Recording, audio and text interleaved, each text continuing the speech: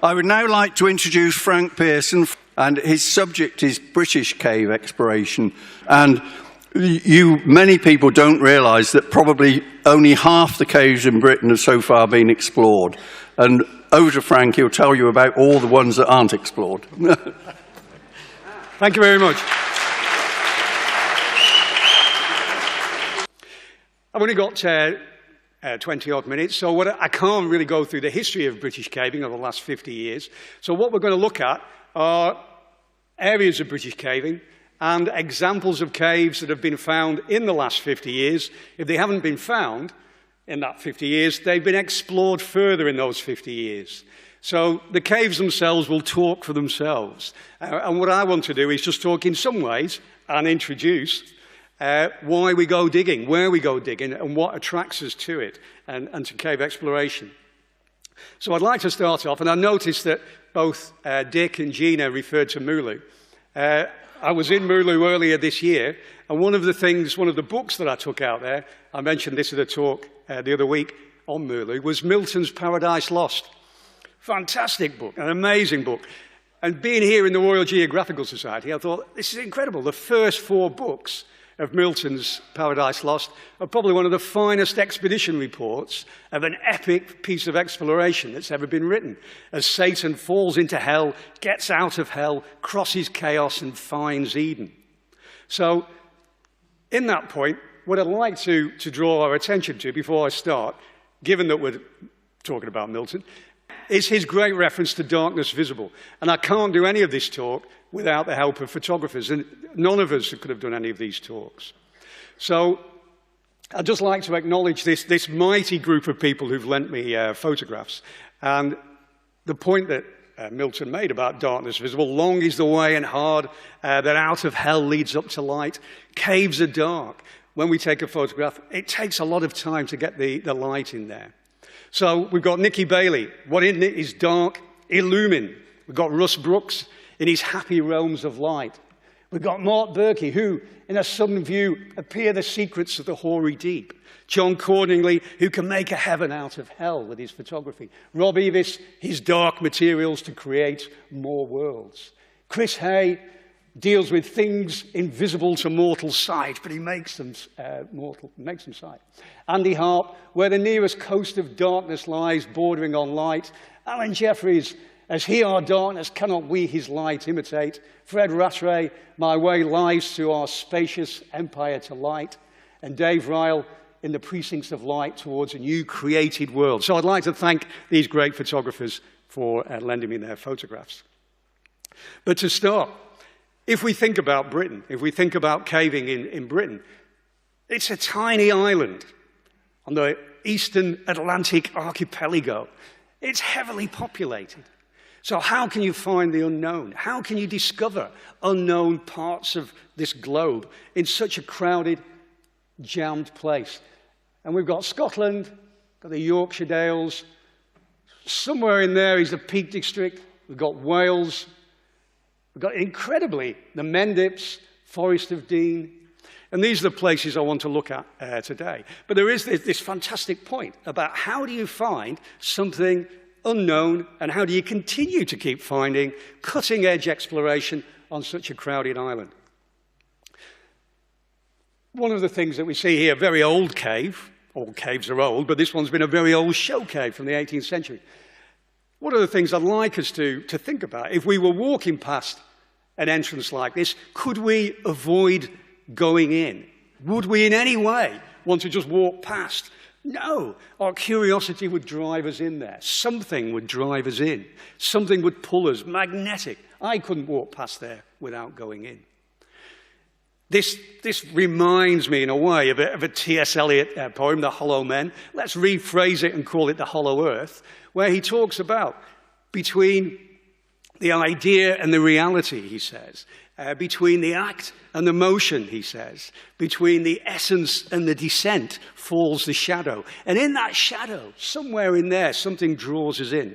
And what I love about caving is that it awakens something deep inside. Something stirs deep inside us. And for me, this stirring element, deep, old, unknown, almost as if there's a sort of deeper dormant Paleolithic self, a double inside, yearning to return to the underworld. So let's talk about the underworld, and let's start off with Scotland. What drives you into the world below? And again, as we've said there, caves are something that attract us. They draw us in. This is one of the larger caves in Scotland at 3 kilometres in length. And when you're in these caves, when you're drawn into these caves, the darkness gets you. And as we've talked about photographing darkness and so on and so forth, one of the things I'd just like to bring to mind is this idea of a fear of darkness. Edmund Burke, many years ago, in one of his books on the sublime, talked about darkness and how it overwhelms. But he said it's not the darkness itself. We go to bed at night, it's dark, we don't feel sublime. One of the things that we find with the darkness is that if you're walking in it, you don't know where you are. And all of a sudden, darkness becomes dimensionless, becomes disorientating. And it was this idea, this fear of falling, this drawing into a darkened world that attracted people in. And if we start to think about the depths themselves, we think about down. And if we think about down, we think about dark, and we think about deep, and we think about doom, and we think, my God, these are all 4-letter words beginning with D. What is it about this place that's down there? Even the dead, the underworld. But it's not just about such grim things. Here, Alan and the team are just about to descend into a recently discovered cave in Pearson. So let's move on. South Wales, as we come round here. And again, we've got this idea, not only are we attracted to the darkness, but this idea that caves are something, even when we're in them, even when we have light, we can't see. We have no way of seeing things. This is an invisible world in many ways, until we introduce light to it. Early writers, going way back into the 17th century, used to imagine peeling back the surface of the earth and saying, if only we could peel it back and see what was in there. All would be wonderful. We could see where the streams are, see where everything is. But we can't. We have to go in. We have to find our own way through these caves. And what in there is invisible.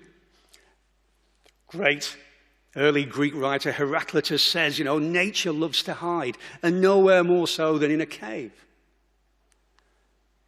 And we've got these wonderful forms here that Nikki Bailey has photographed. And this fantastic point again, we've got this notion that Democritus, another old version there of thought into the unseen, where he talks about appearances. Appearances are glimpses of the unseen. What can we see? Here, Ogof Drainan, just to talk something about exploration. This is a cave that was opened up in the 1980s, and up to over 70 kilometres of cave has been found here. This is astonishing, 1980 in South Wales. And of course, this is something that could increase in size. The whole idea, again, is when you're underground and where you're battling on to see things, what do you see? Perhaps you see just enough to work out what it is. And again, it is piecing together the fragments and the parts of something, the parts making up the whole. Can you see? And what can you see? Where does the mystification begin? How do we start to see and understand into this world of the invisible?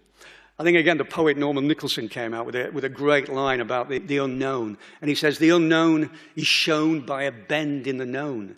Somehow there's something in there.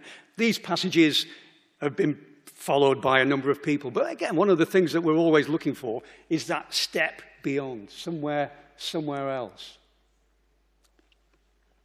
So, bearing this in mind, one of the things we're looking at with this idea of visibility is the aspect of time. And one of the things that we start to see when we go into caves, of course, is that use of time, that engagement in time. We're entering in a moment of historical importance for us. It's our life. We're 20, 30, 40, 50 years old at a small point. So we exist in a point of history. But of course, we're going into a cave which exists in geological time. And this idea, again, of passing through them, for me, you are passing through time itself, frozen time. I think this fantastic photograph of Andy's really does convey that moment of a passage through time, a whirl through time. time itself, the geological time, the dripping, the filling up, and this one great shot of Nicky's, again, of the ceiling almost falling in, the upper world leaching down through into the lower world. Time ticks away. And of course, we've got this wonderful form here, not just of time, but what on earth is going on with this formation? How do these formations work? Again, scientists like Gina would be working out the use of water, the way it drips, the way minerals form, microbes and so on, to form these amazing formations. So move on to the Forest of Dean. And again, when we're into this Forest of Dean, we've got this notion now, we're dealing with the invisibility, we're dealing with time, we're dealing with our attraction to it. But one of the things that we start to see with these caves is the variety of the caves, the variation. What takes us and absorbs us in these caves is that all caves are different. No matter how many times that you see a cave, something changes, something alters. And we were talking before about fear. We were talking before about not being certain about certain things and how the darkness attracts. There's something strange. But it's not just about fear. Beauty. Incredible beauty that we see in these caves. And our aesthetic beauty. I mentioned before with the photographers how they open up new worlds. They create new worlds through their introduction of light. And here in Otterhole, in the Forest of Dean, an amazing, it may not be as big as Mooloo, but for its size and its scale, these are superb places. Always different. And here, again, the idea of using light to create a new world. An amazing place. And again, great shots from Mark, Nicky, Andy. And I think here, an amazing shot of the beauty of the underworld in Britain. Just below our feet, a crowded island. And this final shot of Nicky's, fantastically done with candles. Brilliant, brilliant photograph. To the Mendips.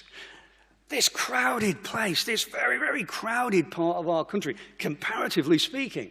Absolutely, again, vertical perspective. We're entering into a world that drops away below. Climb a mountain, you've got the horizon, you've got your horizontal perspectives. But here to descend into a cave, down you go.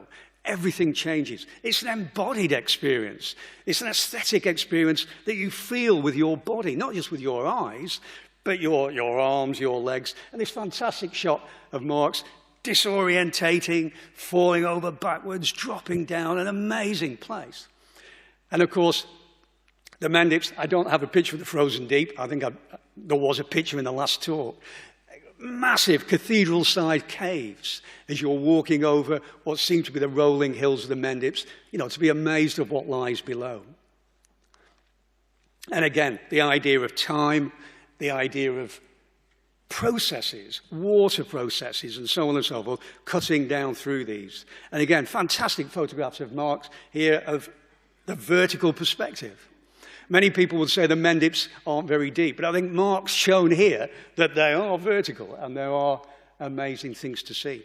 Again, the world above pours down through the ceiling, creating amazing formations.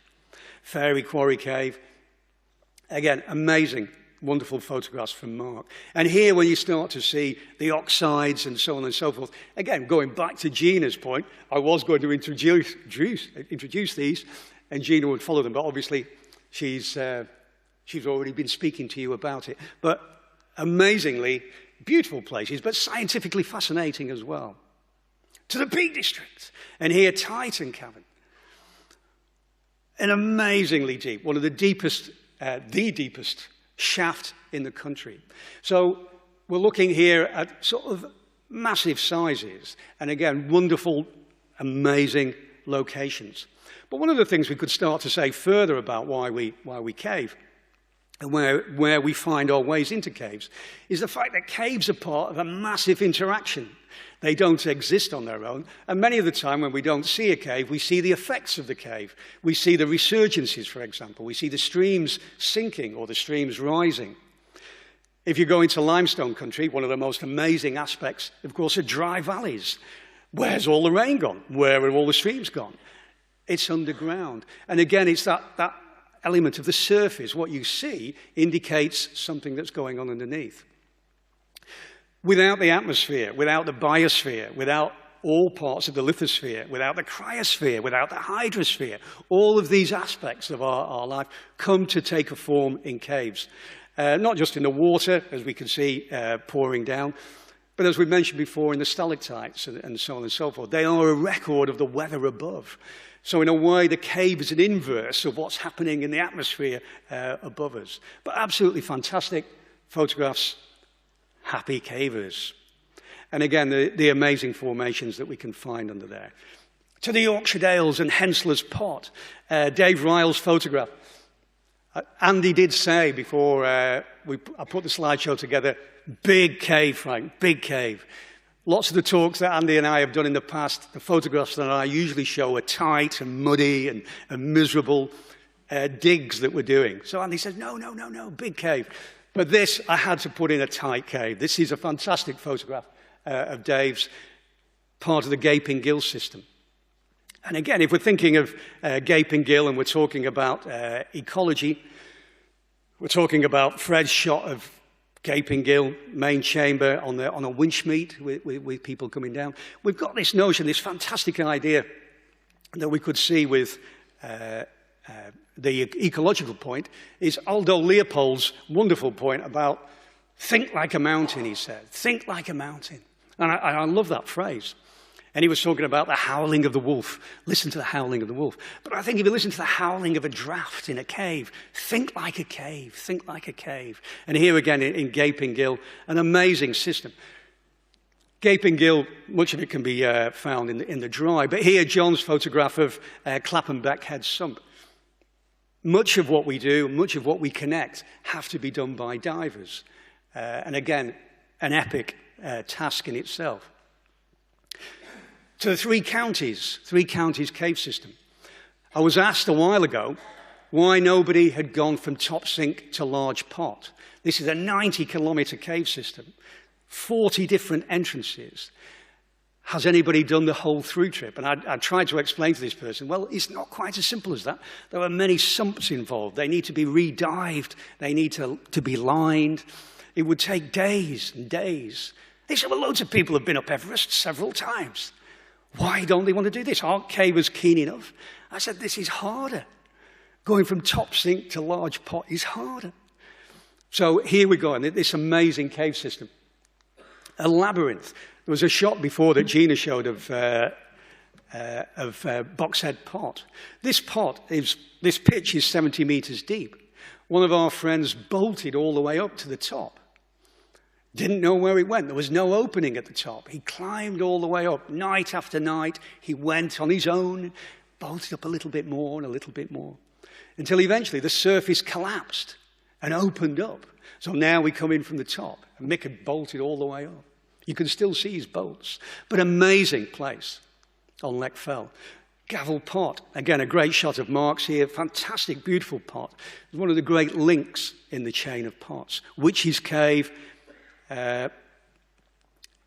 Kingsdale, 27 kilometres of cave in Kingsdale. It's a matter of a few metres away now from being connected to the Three Counties. 27 metres on top of the 90 metres, the Three Counties grows ever greater.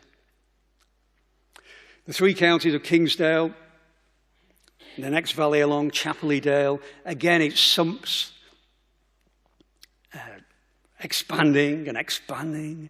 Many of these caves can't be connected now because the old passages have been truncated. But still, there's ways through. And one of the things we could see here, not just in the fantastic vales, the dales of Chappelly Dale, Kingsdale, Barbendale and so on, but all of the other amazing dales in the Yorkshire Dales, all are catchment areas, all collect water, all have limestone. Ibboth Peril, a very old accessible cave, but again, something that's been extended and extended. And further into Littondale, fantastic photographs of Dave Ryle's here of Boreham Cave, accessible only by cave divers. But stunningly beautiful. But again, so much more can be found in these northern dales. Langstroth Dale, a great shot there of Haggill Pot. and further with Hag Gill. And just to finish off, we've got a recent cave that we're digging. I'm part of the digging team on Gregareth with Pinocchio Pot. Dropping down, hopefully, at some point in the distant future, into what could be Duke Street 3. Who knows? It's there. But what I want to do is just finish here with a caving forecast, just to have a look and see where we're going with things. So the general synopsis: dark, low, tight, muddy, intensity, improving, increasing. Area synopsis: Scotland, Wales, Forest of Dean, Mendip. Peak, Yorkshire. Tight, hard, rough, becoming rougher still.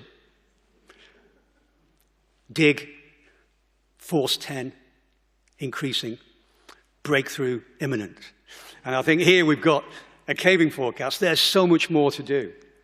And just as a final slide, one of the people I was talking to about the three counties the other week mentioned the fact that Wordsworth, who we were talking about, should be the poet laureate of the three counties. I thought that was fantastic. I hadn't thought about that before. I thought, yes, he is. And one of the things that he had already stated in his poem, The Prelude, caverns there were within my mind. But he'd also talked about the imagination, and the imagination from darkness, the very place of birth in its blind cavern. And it was this point that I'd just like to finish on, is that all the digging we do, all the exploration we do, all the ideas, the pushing, all the photography we do, the filming that we do, the science that we do, begins with the imagination. Before you go into the unknown, as many a geographer would know, you use what you've got. You use everything, whether they're myths, hearsay, facts, records. You take it all in with you. And that's what we do as cavers, and we will continue to do. Thank you very much for your time. Thank you.